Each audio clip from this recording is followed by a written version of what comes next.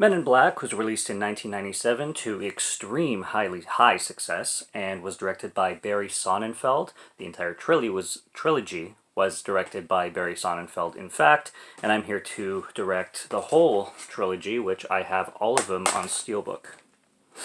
Pretty cool. Have they been released on 4K? I don't think so, which is kind of funny because they release a ton on 4K often.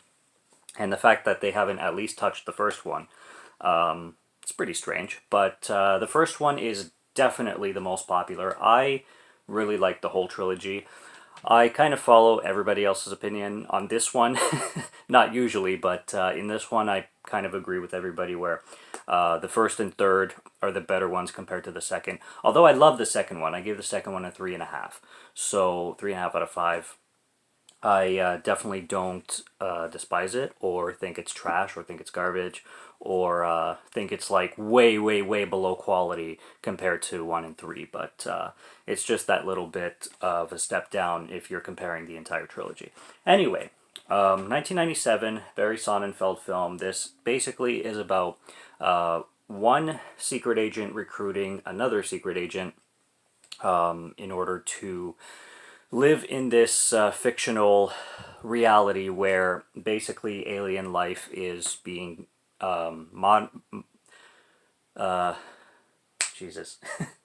monitored. There we go.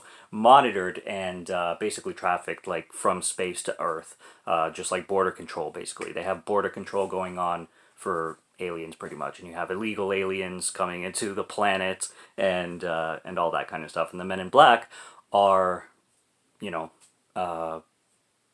in charge of that responsibility kind of thing. So basically, Tommy Lee Jones' character Kay finds Will Smith's character Jay after he's a police officer, basically Jay, played by Will Smith, and he's on the hunt for this criminal, and he's chasing him down to a rooftop, and then Will Smith kind of finds something weird going on with his eyes, and before the criminal jumps off the building and basically kills himself, and Agent K, played by Tommy Lee Jones, discovers him, finds him, and basically introduces him to the Men in Black. Which, one thing I love about this film is how wacky the aliens are. All the creature design is good, but just how goofy and how silly and how funny and cartoony they make every alien it's a treat, and it's really entertaining through the entire film. The villain in this one I absolutely love. When this really tiny spaceship, for a spaceship anyway, crashes into a farm in upstate New York, and then the guy who owns the farm comes out with a shotgun, and he's basically not possessed, but literally like taken over by this like cockroach alien that is just called a bug and is a really dangerous alien species that invades Earth, and he takes over this guy's body, and just the mannerisms this actor has is amazing. His facial expressions make me laugh every time. He he goes to his wife and he asks for sugar and like a shit ton of it, and he's like, "In water." He chugs a bunch of like sugar water, pulls his face back like where his skin is basically like stretched, like pressing against his skull, and his wife just faints. It's hilarious. I really love the humor that they put in this first film. The little red button that Will Smith has absolutely no idea about, was just ask not to touch, and then closer to the end of the movie, Agent K asks him to press the button because it's time to press the button, and then you reveal what it does, and it just turns this car into this like massive hyperspeed thing going through a tunnel. I absolutely love the first film the most, clearly, and it's an instant classic for sure. The Frank the dog, the little worm aliens, they're the best. When Kay asks Jay if he wants some coffee, and they go into the coffee room, and there's these little like aliens with weird Mexican accents, just like throwing coffee, shooting the shit. Just they're so chill the way they like interact with each other, but they're so funny at the same time. I mentioned Frank the dog already too. Can't beat Frank the dog. He's hilarious. Whoever, I didn't look up who does the voice, but the voice sounds familiar, so I'm sure I'll recognize whoever it is doing the voice of Frank the dog if I was to look it up. But I really like when that that alien is taken down by the villain, and then he's brought to a coroner. It's a human like it's an alien in human disguise kind of thing, and then the head opens up, and you got this little tiny alien like driving the human, and the alien inside is like in control of the human. It's like this big. I laughed at that. And then the final scene where they bring the spaceship down, and it crashes into the soil, and it just makes this huge explosion. Clearly, it's a green screen, and you can tell like with the CGI that they're standing in front of a green screen and they're watching it. But even the effects are still, they hold up in what they were in the for the late 90s. They definitely hold up, because even though you can tell what it is, it's still effective in my opinion. And it's just a really, really great climactic scene, in my opinion. The opening of the movie too, where they're doing like border patrol, and all the aliens are in disguise, and he starts speaking Spanish to the one, and he's like, "No hablas una palabra español," and which means you don't speak one word of Spanish, do you?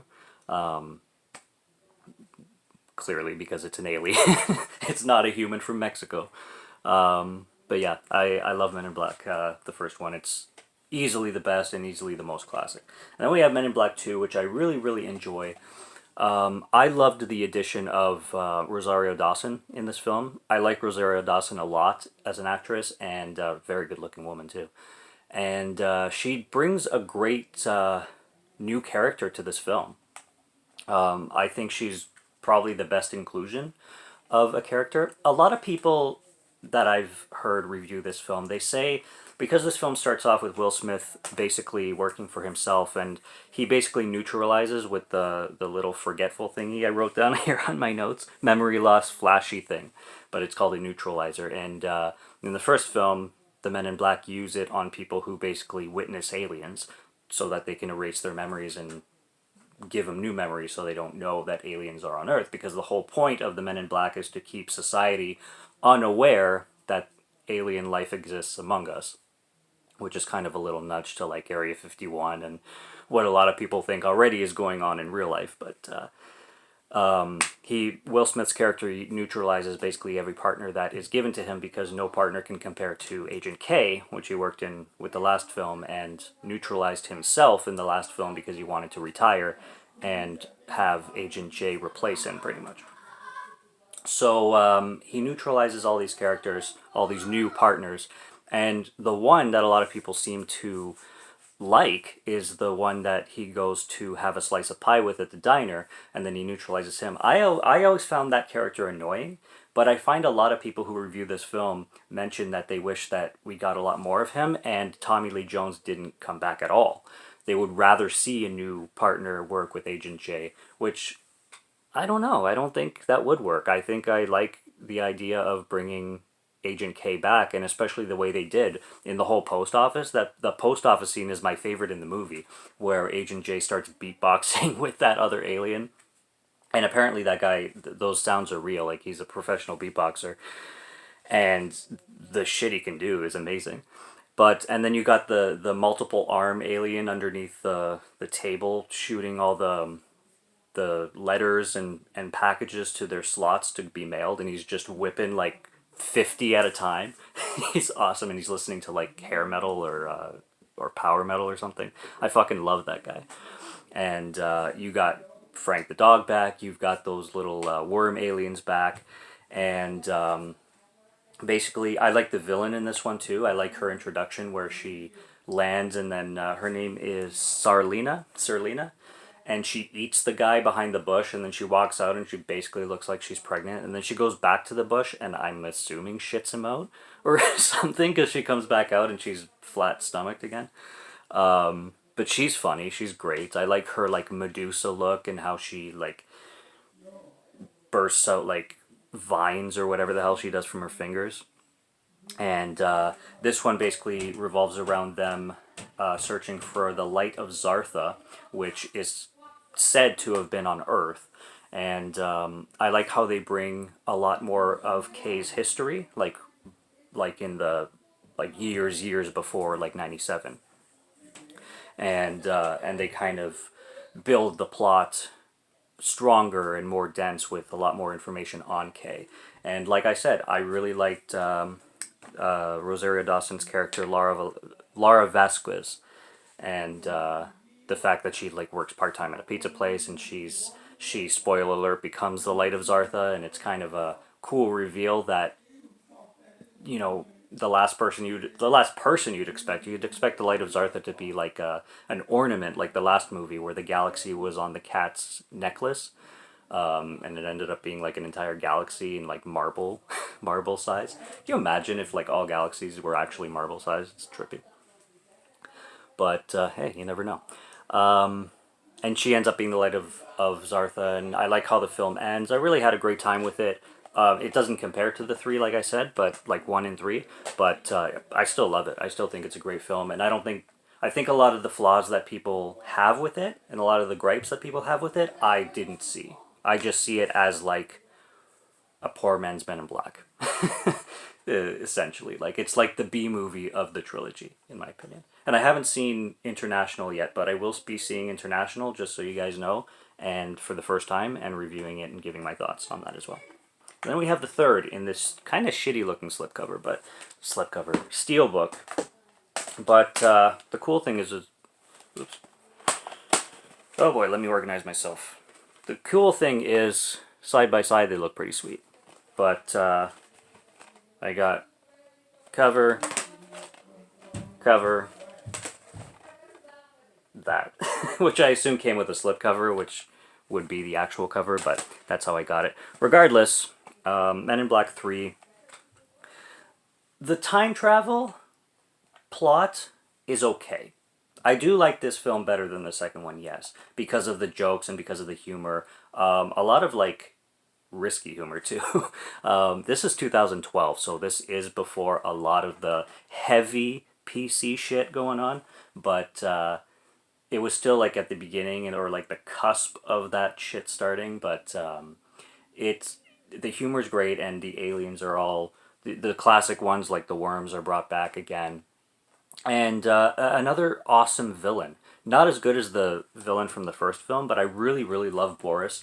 I love how they introduce him to the film, like being on the moon, where that chick goes to visit him with a cake and legitimately swallows his whole tongue. Like swallows, like deep throats that fucking tongue right down her throat. It's fucking gross, but it's hilarious at the same time. And Boris the alien, they call him. It's just Boris.